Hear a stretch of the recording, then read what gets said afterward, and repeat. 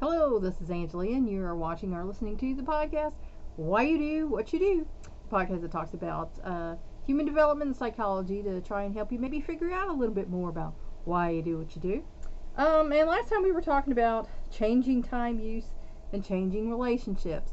When our teenagers become, late teenagers, they're more interested in having their own life, not so much in spending time with the family or chores or things like that, and that's where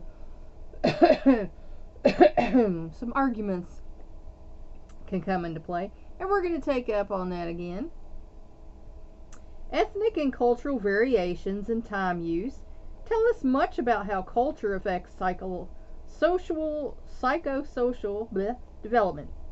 African American teenagers who may look upon their families as havens in a hostile world tend to maintain more intimate family relationships and less intense peer relations than white teenagers. And, like they said, it's because they're part of a minority culture. They consider their family more of a support system than white teenagers who, have a little bit more freedom they feel in society. And there's a whole theory that you're as limited as you believe you are. So, but if that's how you believe, then that's your reality. So, Black teenagers also tend to be more flexible in their choice of friends and less dependent on peer approval. So, some of the nicest girls I knew, growing up with, were, black girls. And, they were accepting of me, whereas a lot of the white girls picked on me, were mean to me. And, my grandma would just say, they're jealous. But, you don't feel like everybody could be jealous that's picking on you, Mexican American boys, but not girls, tend to become closer to their parents during puberty. This may reflect the unusually close-knit nature of Mexican American families, as well as the importance these families place on the traditional male role. So their men are expected to be men and take care of the household, the wife, the children, and be the breadwinner, and that's expected of them. For Chinese American youth from immigrant families, the need to adapt to U.S. society often conflicts with the pull of traditional family obligations. Because then, the children are expected to take care of the parents, grandparents, etc. when they get old. And U.S. culture is not necessarily set up that way. U.S. culture kind of has the throwaway mentality of our elders where, if you don't want to mess with them, throw them at home. I went through kind of a thing here lately with my father, He wanted to stay in his home. There was other family members pushing for not being in his home. But it's like, if he can still get up and feed himself and dress himself, and he's washing himself and keeping himself to a modicum of, hygiene, where, we're not coming in and smelling him or anything gross like that, then why shouldn't he stay in his home? There's no reason for him to not be in his home, So, with such variations in mind, let's look more closely at relationships with parents and then with siblings and peers. Adolescents and parents. Just as adolescents feel tension between dependency on their parents and the need to break away, parents often have mixed feelings too. And I know I did when my son decided to move out, live with his girlfriend's family full time, and I was like, I'm not sure I'm okay with this. I don't really know these people very well. There are things about them I don't like. But,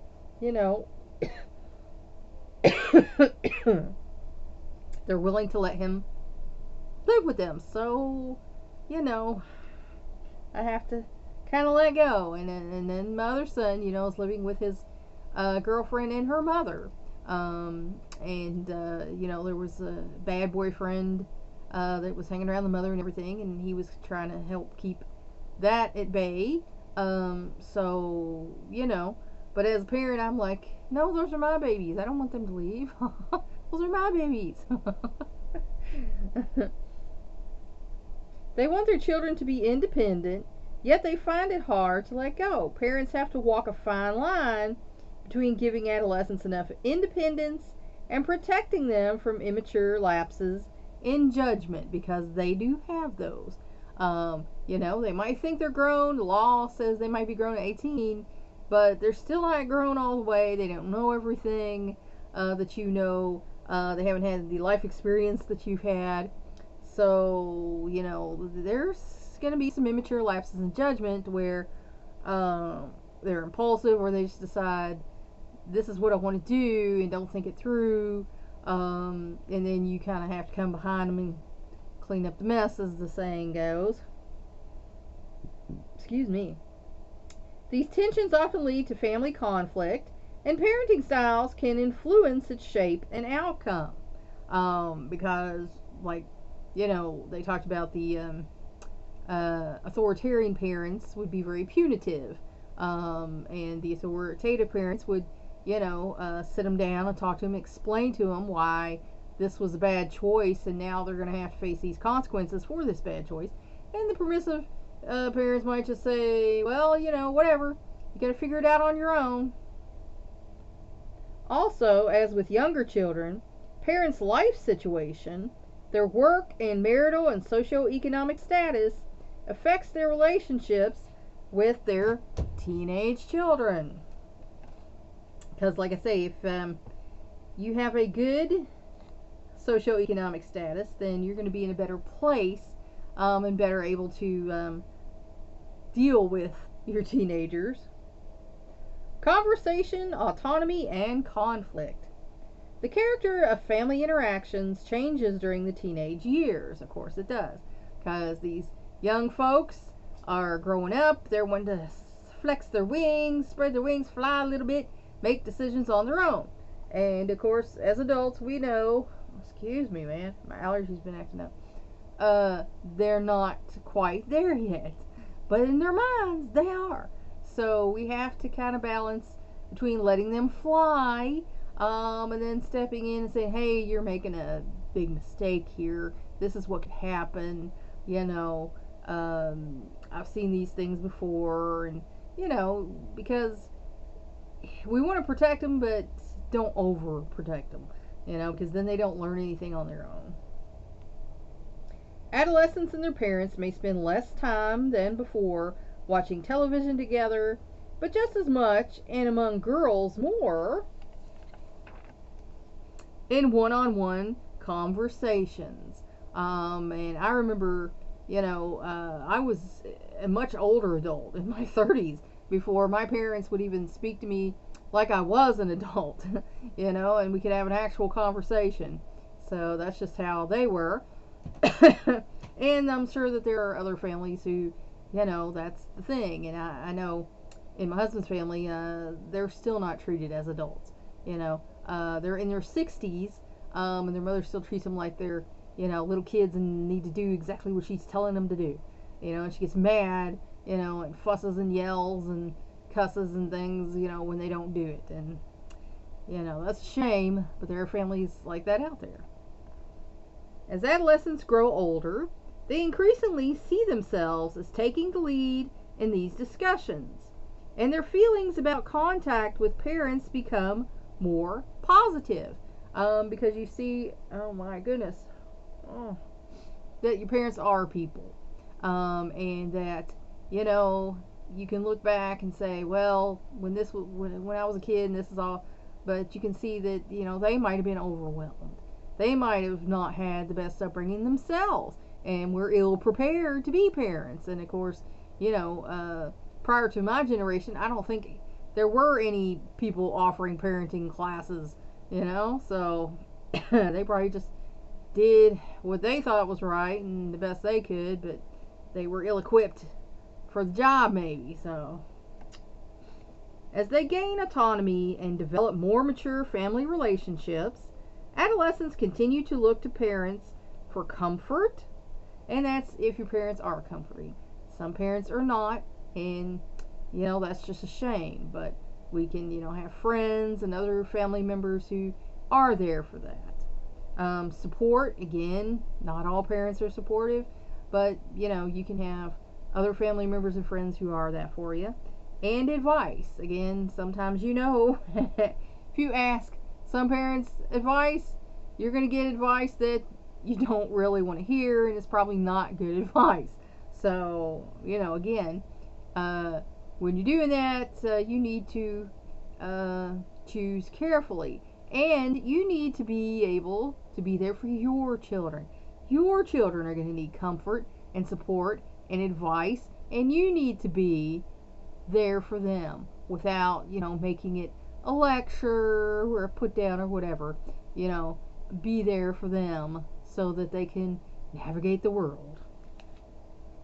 During this process, conflict may arise over the pace of adolescents' growth toward independence, because they want to get out there. Some of them are not ready. One of my sons, he wanted to go to college. He was going to get more office tuition if he went rather than if he waited a year.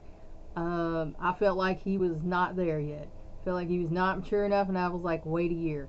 Get a job, get a car, wait a year, and then go. Well, the school, of course, and the counselors talked him into going, and it didn't work out for him because he was not mature enough to do what he needed to do, and he started following around these other people and doing what they were doing, and he flunked out. So sometimes they want to fly before they're ready. And sometimes we have to kind of just keep an eye on things without getting too involved. Most arguments concern day-to-day matters. Chores, that becomes a big deal.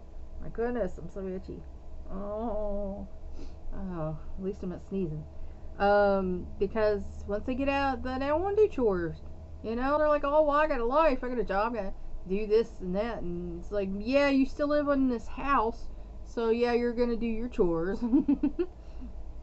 Schoolwork, dress, money, because some, especially girls, like to express themselves with less than full coverage clothing. And we understand, you're becoming an adult, you might think you look cute with your crop top and your shorty jeans, but you might be showing more than you should, because there are predators out there who would be happy to make a meal of you, if you know what I'm saying. Money, because they might want to spend it all on frivolous things. I know someone who they like to go to events where there are famous people and pay for conversations with these people. I'm like, wait, what? You're actually paying to go talk to a person? No, whatever. Curfews, because they're living in your house, you have a right to say be in by such and such time. Dating, because we want them to make good choices. If they're running with somebody bad, then that can be bad for them. And friends, again, we want them in with the good people, not the bad, rather than fundamental values. So that's the most thing you're going to fight about with your teenager, is the little details, not the fundamental values, unless they do reject your values. And that happens, especially once people get out in the world and learn about other things, and decide maybe this is what's right for me. So just keep that in mind, that, with this, keep the little saying goes, will this matter in 10 years? So little stuff you can work out, compromise on, let go, but the big stuff, you got to keep on that. However, some of these minor issues are proxies for more serious ones, such as substance use, safe driving, and sex. So again, if you find out your teenagers using substances that they shouldn't be, you need to get them some help. You need to get them to a rehab center, and get them some help, because that is going to mess up the rest of their life. It can end their life, and that's a shame. So if there's substance abuse, that needs to be dealt with. Safe driving, there are guys especially who will race their cars, who will show off for people in the car, and you need to deal with that if you find out about it, and tell them that's not how we're driving. And if we catch you driving like that, you're gonna lose, your driving privileges, because more often than not, they don't have their own car at that age. Some of them do. One of my sons did, but more often than not, they're using the parent's car. So you are within your right to say no. And sex. Again, only adults should be having sex. Your body's not fully grown yet. It can stunt your growth. It can lead to other health problems. So, wait till you grow. When you're young, I know it's the hormones are rushing, but you can dial it back a little bit and think about, what this means. And now more boys are also doing this, saying, well, I'm saving myself for that someone special, and some are even saving it for marriage, That's made a resurgence nowadays. So, furthermore, an accumulation of frequent hassles can add up to a stressful family atmosphere. So if every interaction you have with your teenager becomes, a hassle, then everybody in the household is going to be, upset and noticing this, and, it becomes a problem for everybody. Family conflict is most frequent during early adolescence, when negative emotionality is the greatest. Like I said, when you're entering puberty, that 13 to 15, where your body's starting to change, your brain can't keep up, and your emotions are all over the place. So yeah, there's going to be some acting out and some drama. But conflicts are most intense in mid-adolescence. So that stage where 15 to 17, they're wanting to go out, they're wanting to drive, they're wanting to date, they're wanting to try their wings out, and that's when, to them, this is the most important thing in their life. To you, you've been there, done that. It's not that big a deal to you. So there's going to be some argument. There's going to be some fighting about that, because to them, this is all or nothing, the super most important thing. And to you, it's not that big a deal. You can wait a year or whatever. So yeah, there can be some fights on things of that nature. The frequency of strife in early adolescence may be related to the strains of puberty and the need to assert autonomy, because they want to be grown. They want to be their own person, live their own life, and they're chomping at the bit to do it. So, you got to be there to provide a little guidance, because, they want to separate. They want to go. But, like I say, just because they're physically there doesn't mean they're, emotionally or mentally there yet, because they're not. The more highly charged arguments in mid-adolescence, and, to a lesser extent, in late adolescence, may reflect the emotional strains that occur as adolescents try their wings, so to speak. So they want to be grown. They want to do it on their own. They want to get out and, have a life. And those of us who've already gotten out and had a life and see how these things are and understand, might have some cautionary words or some advice that you're old, you don't understand how it is nowadays. Every generation has heard that. So, you have to kind of keep a balance there with letting them, have a life and do their own thing with you, being the parent, and being the voice of reason sometimes. The reduced frequency of conflict in late adolescence may signify adjustment to the momentous changes of the teenage years and a renegotiation of the balance of power between parent and child. Because once they get to be an older teen, they see, that I'm getting ready to be grown. I don't have to be all upset about this. They're just trying to, help me, even if you don't feel like they are doing that, if they're actually kind of harming you. You can see that they're trying. And there becomes more of a dialogue, between you. Because you're getting ready to fly. And all that stuff won't really matter anymore. Although subjects of conflict are similar across ethnic lines, frequency of conflict shows ethnic variations. White parents report more frequent clashes with teenagers than black or Hispanic parents, who tend to enforce higher behavioral expectations. Corporal punishment is generally used in these cultures, and kids know, if I argue and talk back, I'm liable to get, smacked or, spanked or shoved or whatever. So there's less of an incidence of it, and I don't condone that. Because I think there should be other punishments, logical consequences, to their actions. Like I talked about our chore chart with the tallies for good and bad, and if you stayed out past curfew, then you didn't get to go out next Friday night, and just logical consequences, I think. Working class Chinese adolescents in Hong Kong report fewer conflicts with parents than European American adolescents. And again, they have a more strict culture, probably because Asian cultures stress control of emotions and expectations for respect, harmony, and obedience.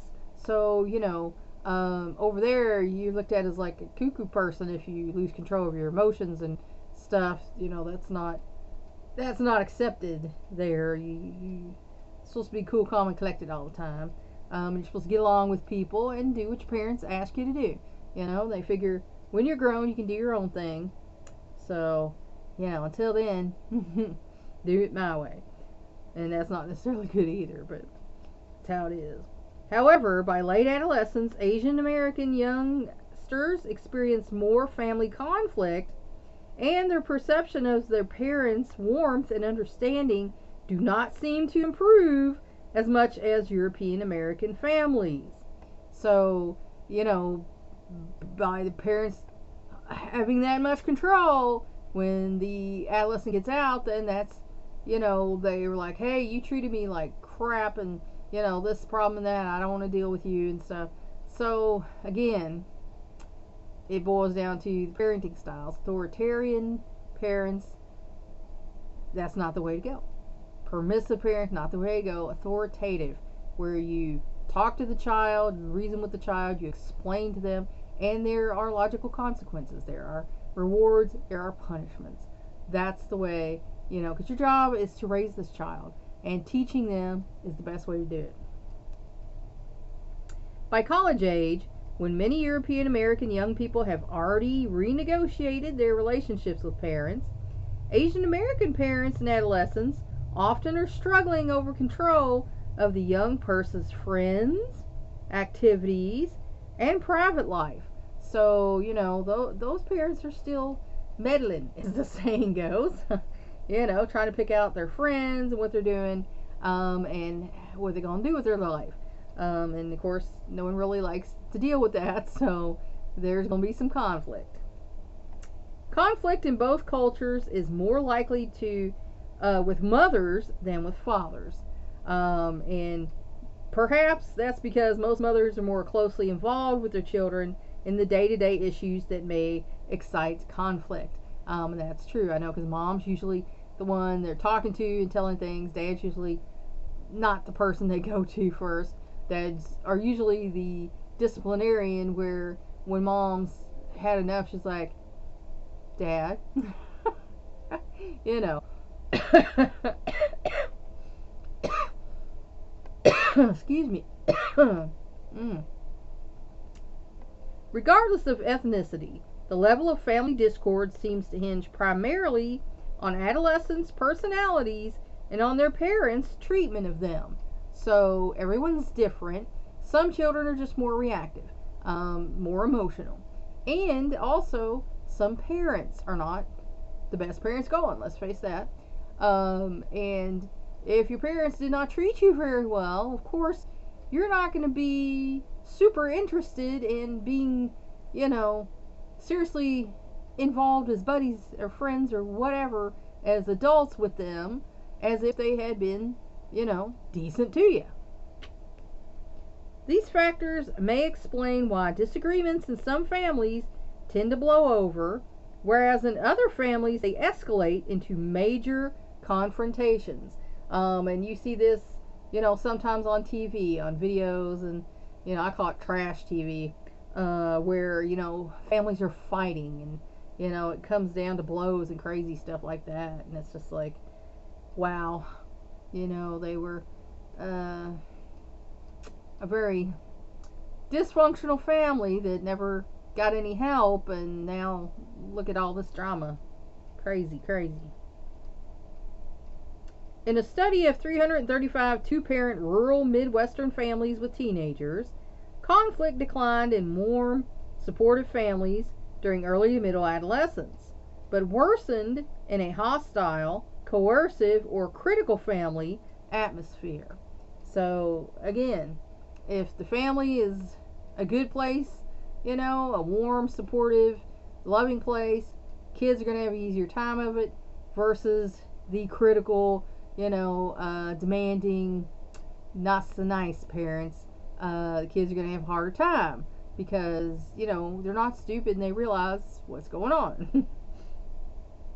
Parenting styles. We've touched on this, but we're going to do it again. Most adolescents excel in most areas of their lives when they simply feel that they come from a loving home with responsive parents. Shock. Imagine that. Imagine that. That you're going to do better in life if you come from a home with loving parents. Still, although adolescents are different from younger children, authoritative parenting seems to work best. Oh yes. Was I saying that all along? Yes, it's true. Overly strict, authoritarian parenting may be especially counterproductive as children enter adolescence and want to be treated more as adults, because they're going to have to be adults someday. They're going to have to go out into the world, and you can't micromanage every piece of their life. I know a woman whose father did that. Anytime anything went wrong, she called him because he wanted to be in charge of everything. She was married, and Daddy was still taking care of things for her. And of course the husband was like, what is this? What are you doing? Why? Well, he said, you're grown now, you're married, why are you running to Daddy on everything? So that was an unhealthy relationship, and she ended up kind of going off the deep end on that one. But you can't micromanage a kid's life. And if you're trying to do that, you're only hurting them, because they need to learn to make their own decisions. And unfortunately, sometimes, like when they're taking their first steps, sometimes they're going to fall on their booty, and it hurts your feelings as much as it hurts them. But you're going to have to let them do it, within reason. You can give guidance, advice, but you're going to have to let them live their lives. When parents do not adjust, an adolescent may reject parental influence and seek peer support and approval at all costs. So if the parent is not respecting them as an adult, they're going to push the parent away. And they're going to be like, well, I'm going to care more about what these people who are supportive to me are saying. And that might not be necessarily good, because some kids don't understand that all your friends are not really friends. Some of them are frenemies in disguise, and might not have your best interests at heart. Authoritative parents insist on important roles, norms, and values, but are willing to listen, explain, and negotiate, because it's your kid's life. It should be their decisions. Like I said, you're going to have to meter out some common sense because they ain't there yet. But again, it's their life. They should make their own decisions. They exercise appropriate control over a child's conduct, but not the child's sense of self. Because you do that when you're a parent. You control the conduct, but you should not control who they are. If you're trying to control who they are, how they believe, how they dress, how they look, what they do, that's too much. That's too much, tiger parent. And you need to back off. Parents who show disappointment in teenagers' misbehavior are more effective in motivating them to behave responsibly than parents who punish them harshly. And I can tell you that the thing that impacted me the most of any discipline I ever got was when my grandma, who's like the sweetest little woman in the world, said to me after I was bad at a store, "I'm disappointed in your behavior." I bawled because to me, her to say that meant I had done something pretty bad. Whereas every spanking hand slap, I got from the parents, punishment, whatever, that didn't faze me. That didn't bother me because they were always talking that, There was always, smacking, shoving, you do this, I'm gonna. Well, one of my parents even said they owned us. We were their property, and they could drown us in a sack like kittens in the river if that's what they chose to do. So, their punishments didn't really faze me. But like I said, my grandma, who was a very authoritative person, she would teach you and tell you things, and that's all it took from her. Say, "I'm disappointed in your behavior," and I was like, "Ah." So that's true. All right. My goodness, my allergies. That's where I'm gonna leave you today. Hope that helped you figure out maybe a little bit more about why you do what you do. Please like and share this educational program so we can spread it around the world. If you want to help me out, subscribe to my YouTube channel. If you want to help me out even more, go to my Patreon page and become a patron. That's all for now. Until next time.